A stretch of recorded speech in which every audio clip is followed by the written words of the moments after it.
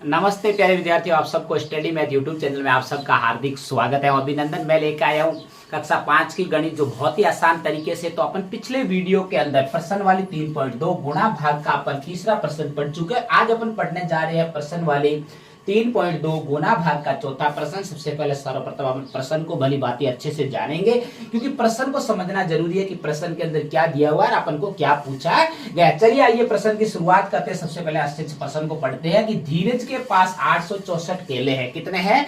864 केले हैं।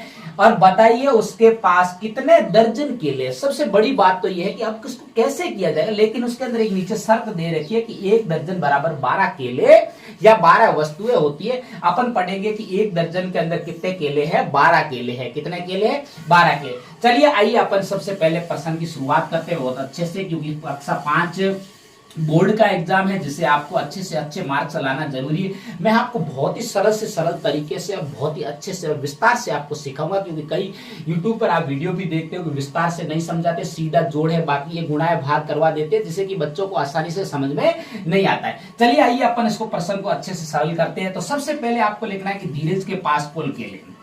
क्या लिखेंगे? धीरज के पास कुल केले। क्या लिखेंगे? धीरज के पास कुल केले। तो धीरज के पास कुल कितने केले हैं? 864। आपको प्रश्न अच्छी तरीके से समझना है, घबराना नहीं है प्रश्न पढ़ते समय। तो सबसे पहले है कि अब धीरज के पास केलों की संख्या कितनी है? 864। कितनी है? 864। अब उसके बाद में आपको पता है कि शर्त दे रखी है कि 1 दर्जन बराबर कितने केले हैं?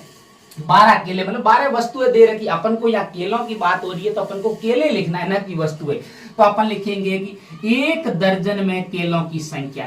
1 दर्जन, आपके पास में 1 दर्जन का दे रखा है। 1 दर्जन में केलों की संख्या, 1 दर्जन में केलों की संख्या। बहुत ही आसान तरीके से समझेंगे मेरे प्यारे विद्यार्थियों। तो केलों की संख्या कितनी है? केलों की संख्या है 12। कितने हैं? 12 केले हैं अपने 1 दर्जन के अंदर। जो 1 दर्जन केले हैं उसके अंदर 12 केले हैं। और अपन को उसके पास तो कितने दर्जन केले हैं, मतलब कि दर्जनों में संख्या बतानी है कि 864 तो केले हैं, लेकिन उसके पास कुल कितने दर्जन है। आपको पता है कि आपके पास में बहुत सारा दे रखा है और 1 दर्जन केले का भी दे रखा है मूल्य, और आपको कितने दर्जनों की संख्या ज्ञात करनी है। तो हमेशा भाग देना है। क्या करना है? भाग देना है। तो बताओ क्या लिखना है? तो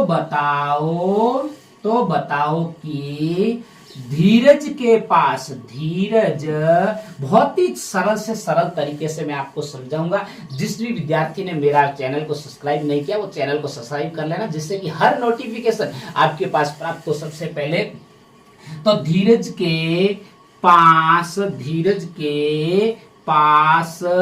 कितने दर्जन केले हैं? कितने दर्जन केले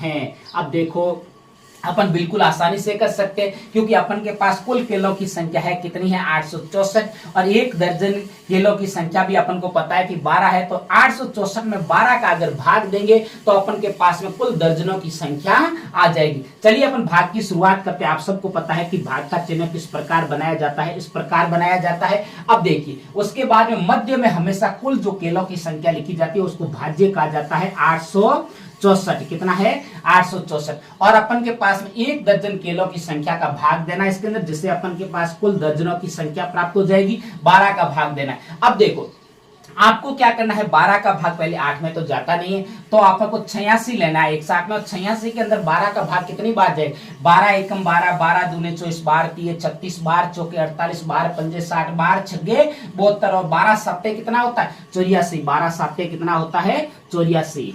12 साते कितना होता है 84। अब देखिए उसमें से 6 में से 4 गए, पीछे कितने बचे 2, और 8 में से 8 गया 0। अब कितना उतारोगे, बहुत ही आसान तरीके से आप, मैंने सामान्य जब भाग करवाया था तब बहुत अच्छे से भाग को समझाया था कि भाग के अंदर कौन कौन सी शर्तें होती है और इसको कैसे सरल किया जाता है। अब देखिए उसके बाद में आपको कितना उतारना है, 4 उतारना है। 4 उतारोगे तो कितने हो जाएंगे 24, कितने हो जाएंगे 24। अब उसके बाद में देखो 12 का भाग, 12 का पहाड़ा बोलना है, 24 से ज्यादा नहीं होना चाहिए। तो 12 एकम 12, 12 दूने 24, मतलब कि 2 बार पूरा पूरा भाग गया और कितना आ गया 24 आ गया। कितना आ गया 24, और 24 में से 24 गया 0, कितना बचा 0। अब देखिए उसके बाद में आपको क्या करना है, अतः की लाइन लिखनी। अपने पास में दर्जनों की संख्या आ गई है कि कितने दर्जन टोटल है, 72 दर्जन है। तो अतः की लाइन लिखेंगे, क्या लिखेंगे, अतः धीरज के पास, अतः धीरज के पास, अतः धीरज के पास कितने दर्जन केले हैं, 72 दर्जन, 72 दर्जन केले, 72 दर्जन केले हैं। ये हो गया आपका प्रश्न। बहुत ही अच्छे तरीके से आप इसको बार बार देखिए और बार बार बिना देख के मिलाने का प्रयास कीजिए, क्योंकि कक्षा बोर्ड आपके पास में है तो आपको बिल्कुल ऐसे प्रश्न बोर्ड के अंदर पूछे जाते हैं। तो मुझे उम्मीद है कि आपको अच्छे से समझ में आता होगा। तब तक मेरे स्टडी मैथ यूट्यूब चैनल पर आप बने रहे। नमस्ते।